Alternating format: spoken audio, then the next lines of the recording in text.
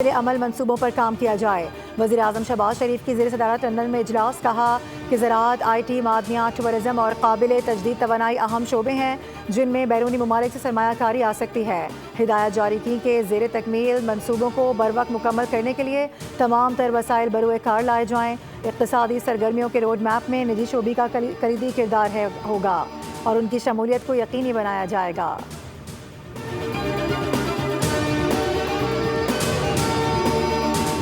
وزیر اعظم شہباز شریف 5 روزہ دورے پر آج امریکہ پہنچ رہے ہیں۔ 26 ستمبر کو جنرل اسمبلی اجلاس سے خطاب کریں گے۔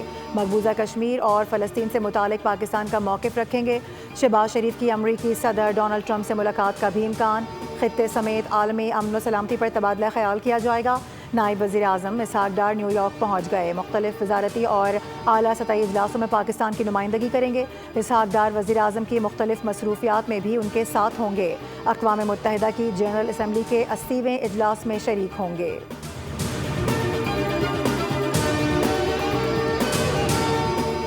فلسطین کے 2 ریاستی حل کے لیے اقوام متحدہ کی سربراہی کانفرنس آج ہوگی۔ سعودی عرب اور فرانس قیادت کریں گے۔ برطانیہ، کینیڈا اور آسٹریلیا کے بعد پورچوگل نے بھی فلسطین کو بطور ریاست تسلیم کرنے کا اعلان کر دیا۔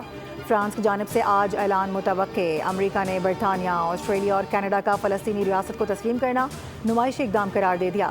امریکی محکمہ خارجہ نے کہا ہے کہ امریکہ کی ترجیح سنجیدہ سفارتکاری ہے، نمائشی اعلانات نہیں۔ امن، اسرائیل کی سیکیورٹی اور یرغمالیوں کی رہائی ہماری ترجیح ہے۔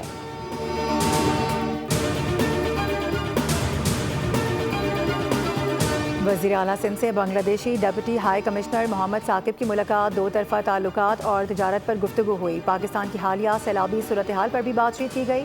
وزیر اعلیٰ سندھ نے کہا کہ بنگلہ دیش اور پاکستان برادر مسلم ممالک ہیں۔ دونوں ممالک کے درمیان تجارت کے فروغ کی ضرورت ہے۔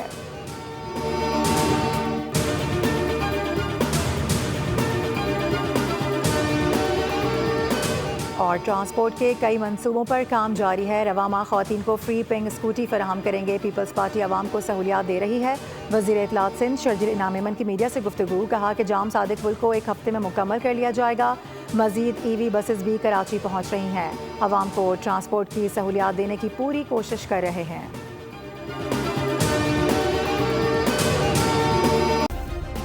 سبسکرائب کریں اور بیل دبائیں تاکہ کوئی خبر رہ نہ جائے۔